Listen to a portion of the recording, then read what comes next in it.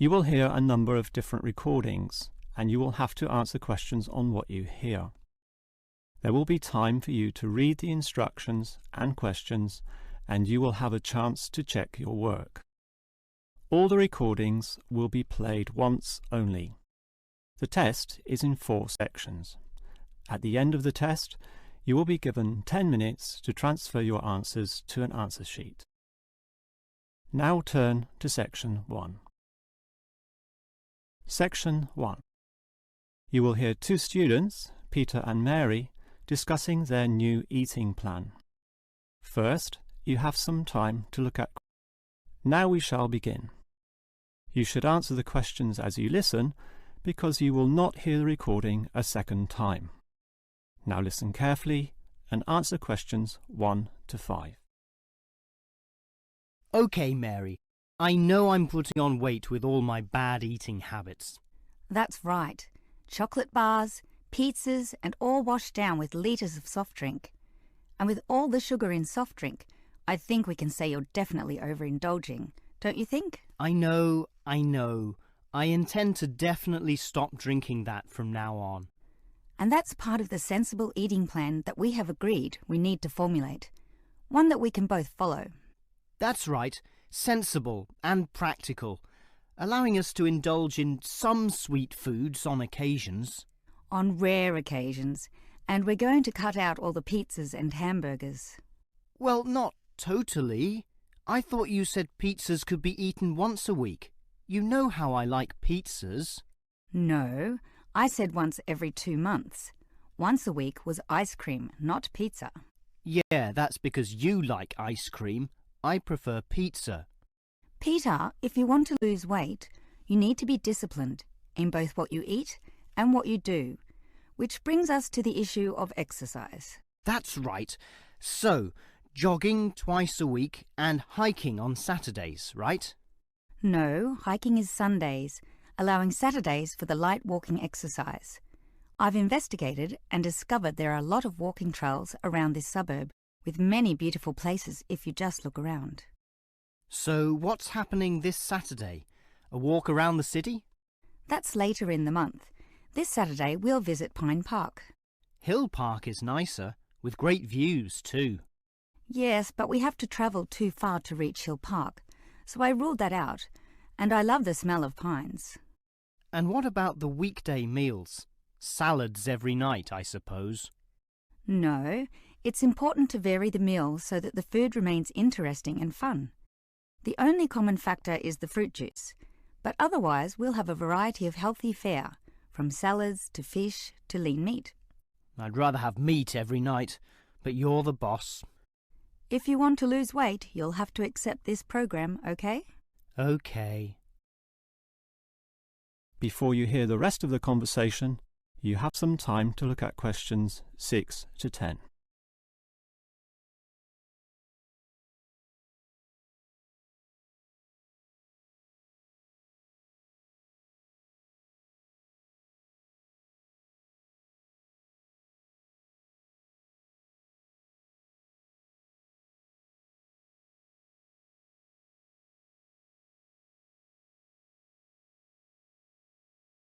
Now listen and answer questions 6 to 10.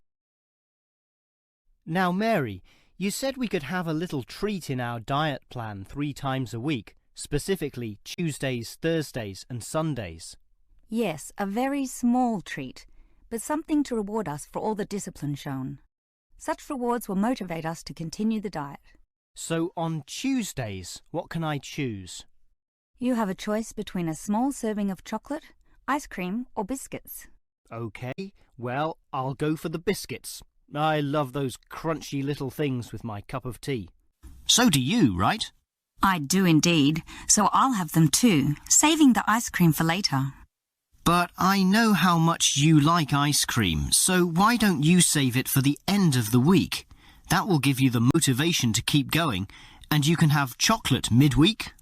That's a good idea, but I think the most important thing is for you and I to eat different things on those other 2 days. Well, if you think that way, I'll eat the ice cream on Thursdays, not the chocolate, OK? Well, if you're having that, then I can't have ice cream. In order to be different, I'll have the chocolate. So we can compare our different snacks and maybe even share a little with each other. Exactly. And the variety and fun involved will take our minds of wanting more. Eating for fun. A good idea. And then you can have the chocolate on Sunday, right? But I like biscuits. Actually, I want biscuits again to have with my cup of tea. But you have the biscuits on Monday, remember? And we can't repeat. Oh, come on. This isn't fixed in concrete. I can have them again instead of chocolate. You might like variety, but I don't. I'm a creature of habit. Well, the whole point of this was to taste different snacks. But if you want the same thing, okay. I, for one, am sticking to the original plan, with ice cream to finish the week and not another dose of chocolate. That is the end of section 1. You now have half a minute to check your answers.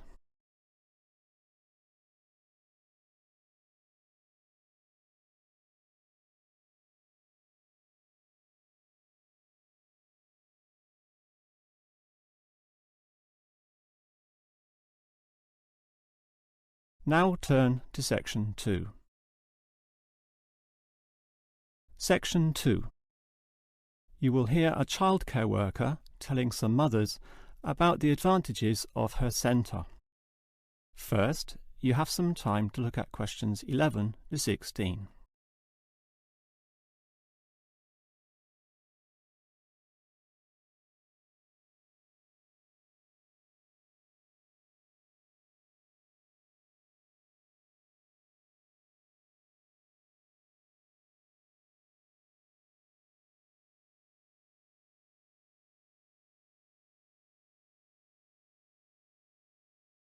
Now listen carefully and answer questions 11 to 16. Hello everyone, and welcome to the Stanfield Childcare Centre. Now I know you're all new mothers and you like to cling to your children. You've certainly spent a lot of time raising them to the age of 4 and are perhaps reluctant to leave them here at our centre. Well, one of the first things you should understand is that here it is safe. Very safe. Look around and you'll see that every room has padded walls. Other centres have standard painted walls, but here we have invested a lot to ensure your children will not hurt themselves when running around and possibly tripping over. This padding extends around all corners. That is, the areas most likely to bruise and cut your active little child. So, you can rest assured that any accidents of a physical nature are not likely to happen here. Now, you don't want to dump your child at this centre and let them waste their time. You want them to learn, and that's one of the greatest assets of our establishment. Our staff are not only trained childcare workers, but all of them have a special skill which they can impart to your child.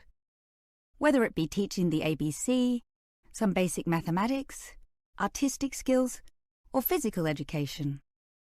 We are particularly known for our preschool literacy program and have a wealth of learning toys specially designed to develop your child's potential. Of course, one concern many mothers have is that, in environments such as these, colds and flus and other viral nasties can be easily spread around. It's a very legitimate concern, and one which we take seriously, and we pride ourselves on our precautions. For a start, unlike most centres which clean with standard detergents, we disinfect every service at the end of every day, using a special disinfectant wash. Some places just wipe surfaces daily with a damp cloth, but not us, and that's just the start. We also physically check your children when they arrive every day, and if we feel your child is sick, we ask him or her to wear a face mask to ensure germs are not transmitted. If your child is noticeably sick, then we ask you to take them back home to recover. This might sound a little unkind, but we hope parents can understand that these measures are for the benefit of all. Before you hear the rest of the talk, you have some time to look at questions 17 to 20.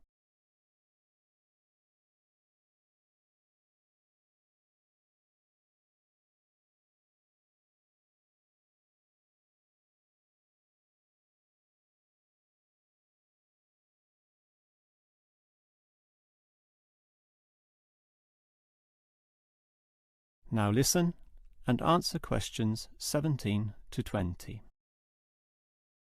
Now at Stanfield Childcare Centre, we have excellent childcare officers. And let me briefly introduce them. We have Susan, Andrea, Bella, Kathy, Lisa and Liz. They're all fully trained and come with some individual assets which make them even better. Bella, for instance, knows children very well, having worked here for 5 years, and Kathy has her own family, 2 little girls, so she can talk to you with first-hand knowledge of what it's really like to raise children. But getting back to Bella, she often relaxes here after work, spending long hours chatting to parents, as does Kathy in fact. But in terms of hours, nothing can compare to Andrea, who will sometimes spend the night here, staying in our overnight room. Why? Because this centre is very friendly and simply a great place to be. Bella, for example, used to be quite shy herself, but now is marvellous with the little kiddies, as outgoing as any of them. We let Kathy, though, deal with the particularly quiet and introverted children, since having her own family, she knows what can really bring them out. Of course, what better way to do this than with yummy homemade cakes, and Kathy often gets these from Bella, who can make some of the best in town. Yes, everyone here brings something special, which is why we're one of the best childcare centres in the business. That is the end of section 2. You now have half a minute to check your answers.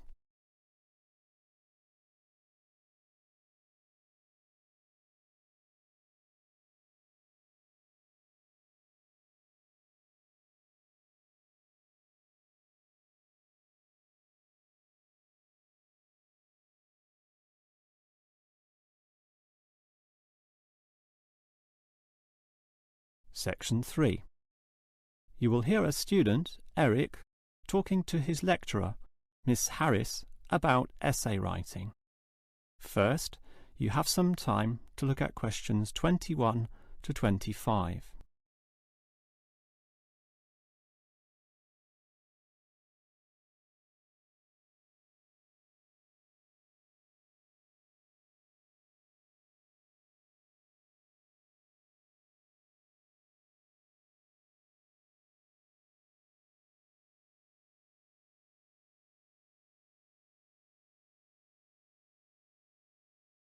Now listen carefully and answer questions 21 to 25.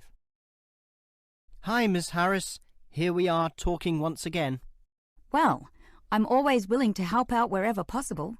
Is anything troubling you? Well, your advice last week about writing summaries was very useful, and I'm using these summaries a lot in order to prepare my final master's thesis. But you're having problems, right? Yes, I have a few issues to discuss. Obviously, I want a good essay, and I want to achieve high marks, but I'm not sure on the best way to start. That's an easy question. Start with a topic, but not one that I necessarily suggest. One that you want to explore. You will always write better when doing so on a topic you are interested in, not one imposed upon you by others. Well, I'm interested in management theory. Then pursue that. However, that alone is far too broad. Break it into various current areas of discussion and relevance. Then look more carefully at one of them. Say, management and cultural differences, or management and motivation, or other aspects, such as the role of salary, group cohesion, or leadership. I would say I'm interested in group cohesion, that is, how people interact in the workplace. Well, that's a start, but you can't then just write planlessly without defining exactly what you intend to do within the area you've chosen. You'll have to think of a thesis, and this statement could be of several types. Such as what? Oh, you could argue a point, something that you believe in, or discuss an issue, looking at its various perspectives, or critique the opinions of others, pointing out the pitfalls and flaws. The thesis statement will make that very clear because it will say, in simple terms, what you intend to achieve in your essay. I see. And then I can just begin writing, right? Wrong. Huh? If your essay is going to be clear, it needs to be logical and organised, and this means you'll need an outline. This could be written as a flowchart or spider graph, that is, a series of connected lines. But whatever shape the outline takes, there must be a sense of progress in, more or less, a straight line towards a goal. And then my essay will be good?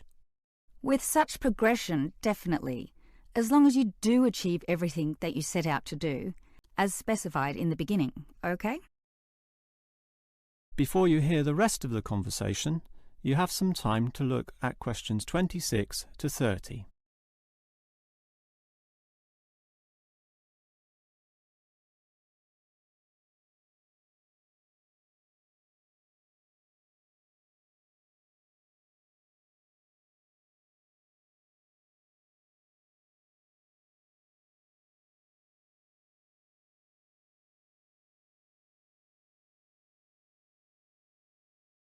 Now listen and answer questions 26 to 30.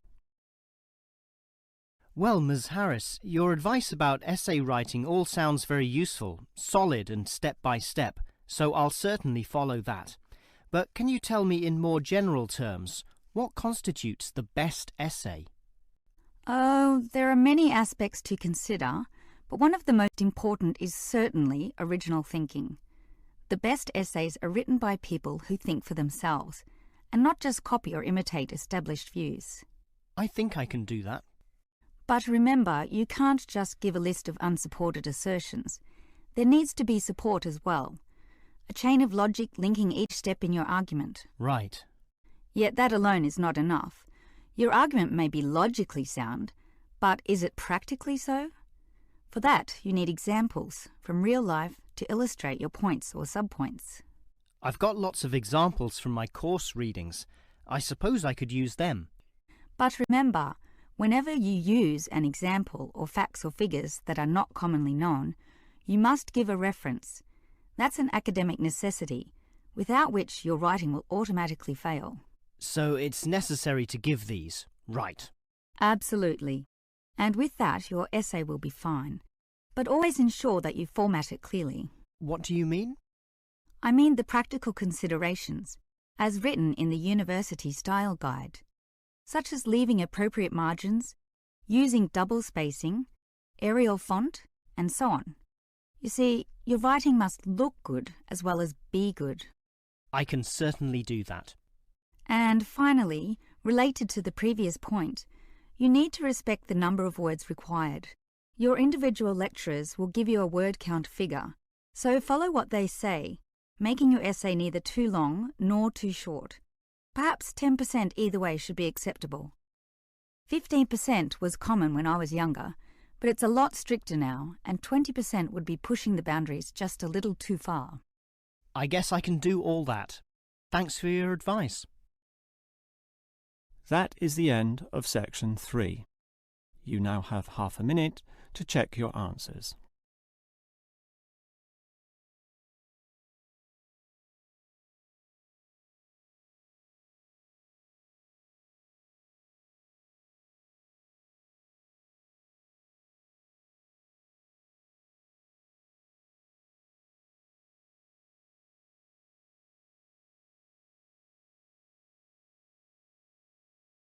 Section 4.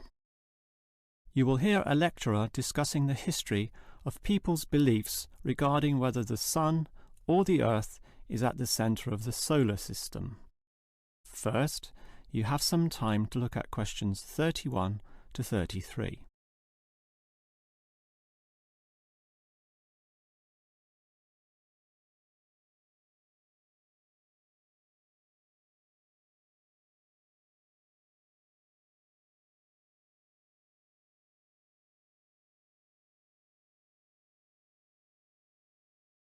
Now listen carefully and answer questions 31 to 33. When looking at the night sky, the stars appear to revolve around the Earth, rising in the east and disappearing in the west. The Earth itself seems solid, fixed and stable, and such common sense perception suggests that the Earth is the centre of the universe. This is known as geocentrism, with geo meaning Earth, and all pre-modern civilizations drew this conclusion. We now know, of course, that the Earth revolves around the Sun, and this is called heliocentrism, with helio meaning sun. But historically, it took quite a while for this to be deduced. As early as the 3rd century BC, an ancient Greek astronomer, Aristarchus of Samos, proposed heliocentrism, but received little support from his peers. Similarly, throughout subsequent history, isolated individuals proposed this new idea, but again, no one was listening.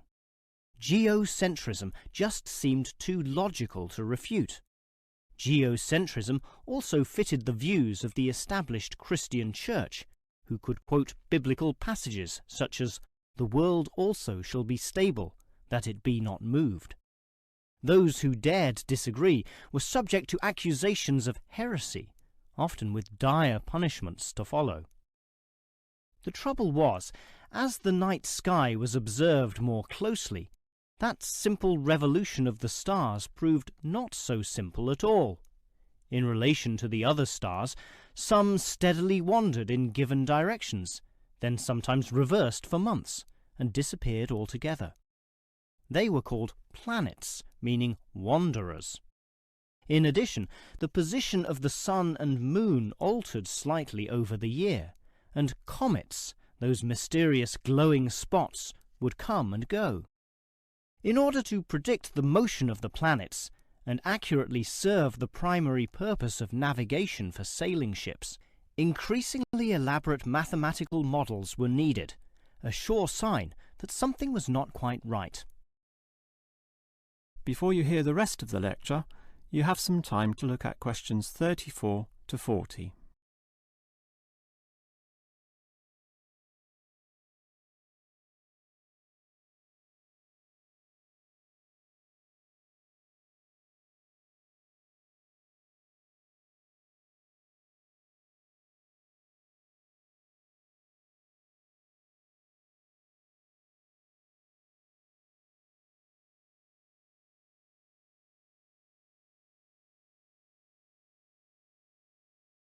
Now listen and answer questions 34 to 40.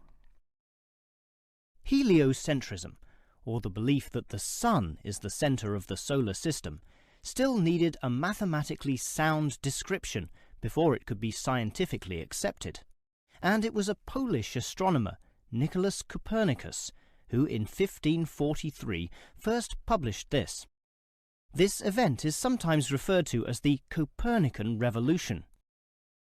Copernicus himself certainly feared the consequences of his proof, knowing full well it might invoke the anger of the established church. Probably for this reason, he waited until the last year of his life, when he was sick and dying, to release his findings. In addition, the preface of the book, written by a respected member of the church, stated that the model was not necessarily correct. As a result of this, there was no revolution whatsoever. In fact, the book received scant attention in the subsequent decades, apart from a few irate clergymen who angrily dismissed the whole scheme as irrelevant. Yet the following generations of astronomers did not always fare so well. The Italian scientist Galileo got into trouble, as did a fellow Italian with the surname Bruno, Giordano Bruno, who was burnt at the stake. Yet ultimately nothing could slow the spread of heliocentrism across Europe. It formed the basis of Isaac Newton's great work on the motion of the planets, a work which implied that even the sun, around which the Earth circled, was itself in motion around a common centre of gravity. No discourse about heliocentrism could finish without mentioning that, somewhat unbelievably, there still exist those today who choose to believe that the Earth is the centre of the universe. Modern geocentrism is usually the result of literal interpretations of the Bible, which is the cornerstone of these people's beliefs.